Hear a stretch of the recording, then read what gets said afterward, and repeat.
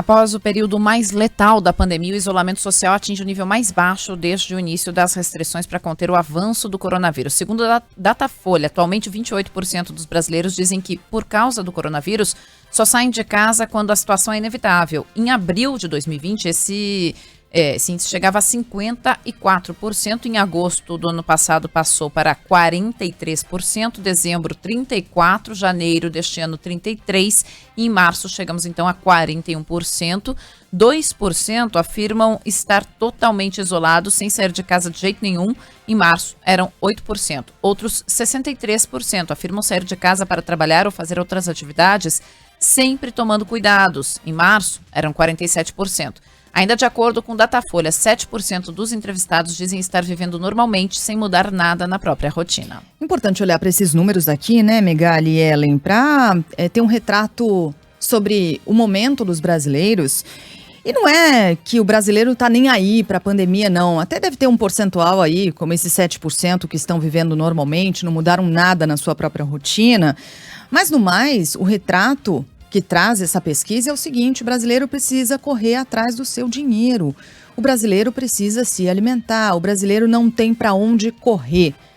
Até gostaria de estar se protegendo, eventualmente até gostaria de estar mais em casa, até gostaria de estar mais isolado, mais distante, mas simplesmente não pode se dar a esse luxo, porque vira um luxo para muitos brasileiros que precisam correr atrás do dinheiro, precisam trabalhar, não tem outra alternativa. E num estado que não consegue garantir às pessoas nem a segurança de estarem em casa, nem a segurança de irem até o seu trabalho, porque o transporte público está do jeito como está desde o começo da pandemia, absolutamente lotado, as pessoas, o que resta a elas? Se proteger com aquilo que podem, né? Usar máscara, álcool em gel, mas ainda assim se arriscando diariamente para manter a rotina, indo atrás do seu dinheiro. E num cenário como esse, em que o Estado não consegue garantir às pessoas dignidade suficiente para que elas se protejam em casa, e as pessoas têm de correr atrás do seu, é vacina.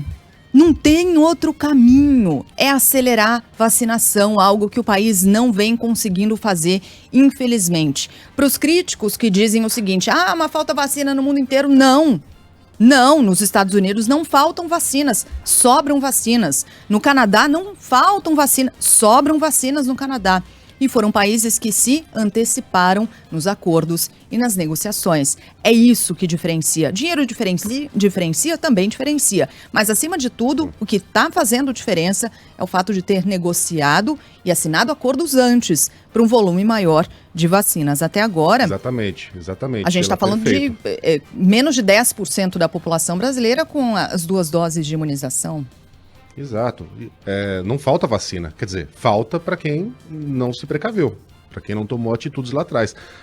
Israel, embora seja um país rico, é um país muito pequeno. A nossa economia é muito maior que a de Israel. A gente tem condições de negociar mais doses e em condições melhores do que Tel Aviv. O Chile é uma economia minúscula comparada com a brasileira, mas foram países que tomaram atitudes antes. Agora falta mesmo. Falta para quem não se mexeu lá atrás. E a gente já tem evidências muito concretas de que o governo brasileiro deliberadamente não comprou as vacinas de que precisávamos lá atrás. Quanto a esse enfado misturado com a necessidade de você correr atrás da grana, é verdade, Sheila, mais uma chance que nós perdemos.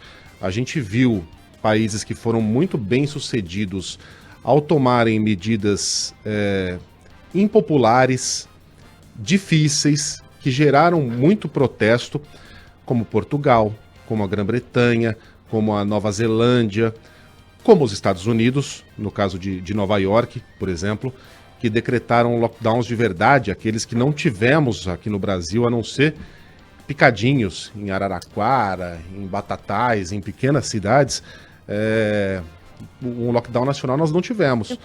Mas os países que lá atrás tomaram essa medida, de novo, muito dura, estão colhendo seus frutos agora. A gente ficou nesse abre e fecha, vai e vem, governos estaduais recomendando uma coisa, governo federal recomendando outra,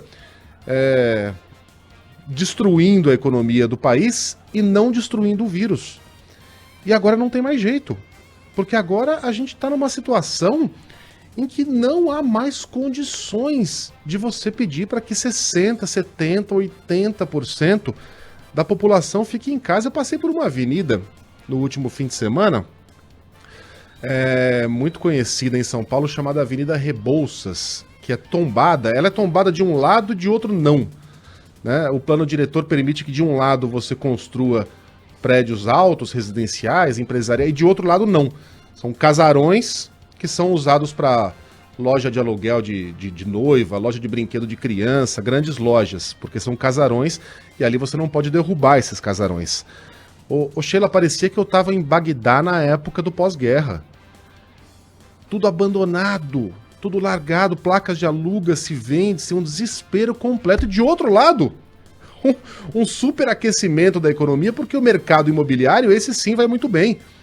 Tá aquecidíssimo, até porque as pessoas estão procurando apartamentos maiores, é um contrassenso, né, econômico que a gente vê aí, mas não há mais condições da gente ficar em casa e simplesmente observar a deterioração da economia, né? O brasileiro precisa comer. Olha quantas campanhas contra a fome estão sendo organizadas por aí, uma delas, uma das mais bem-sucedidas, organizada aqui por nós da Band. Aliás, obrigado a todos que estão participando, mas isso é consequência de não termos feito o que deveríamos ter feito lá atrás. E agora não tem mais jeito. A gente tem que lidar com a realidade como ela se impõe. E a realidade é triste, minha gente. 15.650.000 casos da Covid, 436.537 mortos. Foram 786 vidas perdidas nas últimas 24 horas. Grande expectativa para os números da terça-feira, que costumam acumular aqueles que deixaram de ser contados ou pessoas que não procuraram os postos de saúde e hospitais durante os fins de semana. Cerca de 1 milhão de pacientes estão neste momento em tratamento, 14 milhões já pegaram a doença e se recuperaram.